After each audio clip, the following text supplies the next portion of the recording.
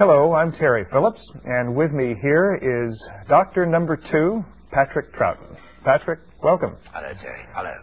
I suppose we should begin by dispelling a myth that you hate doing interviews. Is that true? No, it's not that I hate doing interviews, no, and it doesn't worry me at all. But being a character actor, it's a mistake for such an actor to promote their own personality too much, because it's counterproductive where their actual work is concerned. They've got to be a sort of nothing, you see, and only come to life where the viewers are concerned as a person in a story. And I think that was the reason, really. If you go on promoting yourself and so on, the audience get to know you too much instead of the people that you're trying to portray. Makes your job harder. Well, we would like to get to know you a little bit better. Oh, that's very nice. When you were doing Doctor Who, there had already been a previous one. Was the program very popular at that time? Yes, it was. Now, Billy had been doing it for 3 years by the time I was asked to do it. I think he was getting tired, and I don't think he was a particularly well man towards the end. He had sort of circulatory trouble or something like that. And I thought that perhaps the program was beginning to be played out a bit. I thought that the joke was beginning to be over. And I was astonished when they asked me to do it. And I thought, oh dear, no, you know, I mean, gosh, to recreate a character like that, it should probably only last about 6 weeks with me anyway, and it's just not worth doing. And 3 years later? 23 years later, sometimes. Yeah. Yeah. But 3 years after you took it on, were you still astonished that the joke was still going on? No, I don't think so by then, because it was... it had been very popular with me, luckily. It was with Billy, too. But it was a lovely part. I loved doing it, and the family audience liked me very much in it. And so I regretted leaving very much. But again, it was, you can't stay in one job forever, being a character actor. You pop in and out of a lot of places, oftentimes unknown, especially unknown to American audiences. Do you like that? Do you like being hidden and yet being there?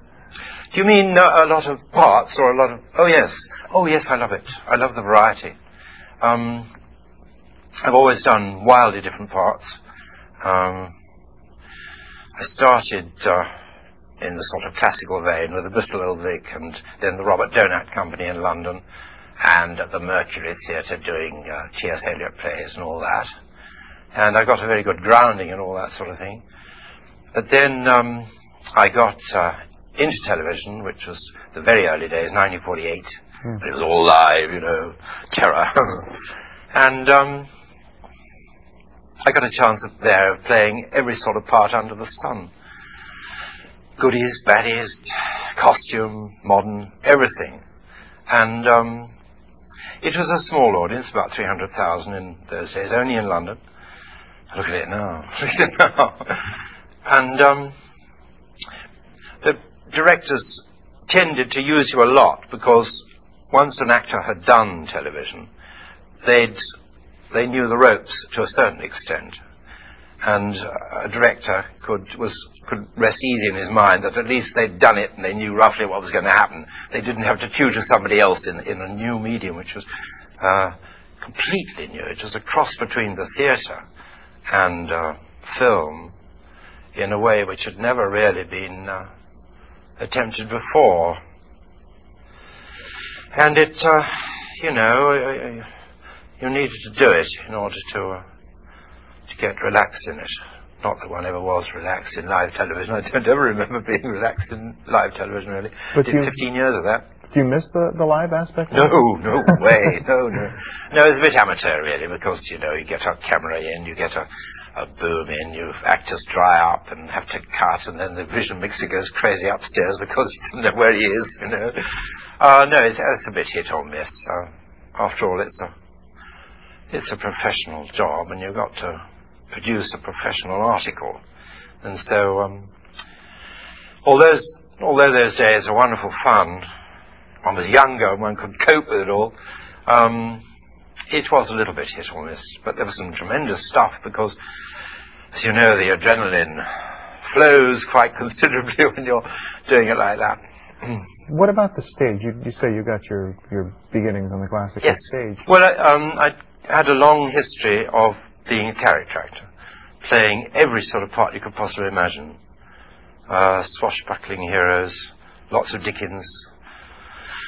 Oh, things like the dwarf Quilp in the old Curiosity Shop, which was a big success, I'm glad to say, and a part I look back on with great love and excitement. That sort of thing, and wild comedy and baddies I used to play. So I had a long experience of playing every sort of part. And this, as it turned out, was an opportunity to exercise the lighter side, the more mischievous side of my nature, which I grabbed with both hands. To begin with, I was thinking of playing him rather serious and tough, you know. It was very difficult. You see, following Billy, it had never been done before. The whole concept of the Doctor going on was totally new, and nobody knew whether the audience would accept that at all. I mean, it was quite a new idea.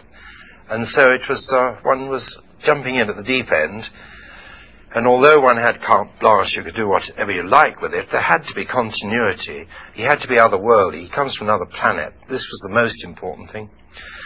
And so to begin with, I had all sorts of ideas, like playing a tough sea captain sort of thing, like some of the parts I used to play. Or then I thought, well, when this is all over, I'll have to go back to playing parts in television again, and people will know me as Doctor Who, so what I'll do is black out and put a turban on and big earrings and play it like Conrad Veidt, and that sort of thing. Then when I took it all off, nobody would know, you know, hopefully. But they stamped on that. Their powers that be, they thought it was a very bad idea. And then there was this lovely idea of Sidney Newman's to play him very light, like a sort of Chaplin-esque sort of character. Although I hasten to add, without the skill of Mr. Chaplin. He was such a genius of a mime. But that's what Sidney Newman had in mind, and he kept on egging me on to do strange sort of wonderful things in the way of mime, which of course I was incapable of doing really, so I tried to do it all up there in my head. And it was a wonderful relief to play a sort of saucy part, you know, a bit of a bungler, a bit of, or was he, you know, you don't know whether he's bungling or not, or whether he's got his tongue in his cheek, but he's got a real twinkle in his eye, and it was a lovely part to live with for 3 years, because it was a happy part, and so one was happy. You can't avoid, you know, it rubbing off when you go home a bit. And I had this young family, and that was lovely too. That kept me in touch with my audience, which, although it was a family show, it was, well, 50% kids.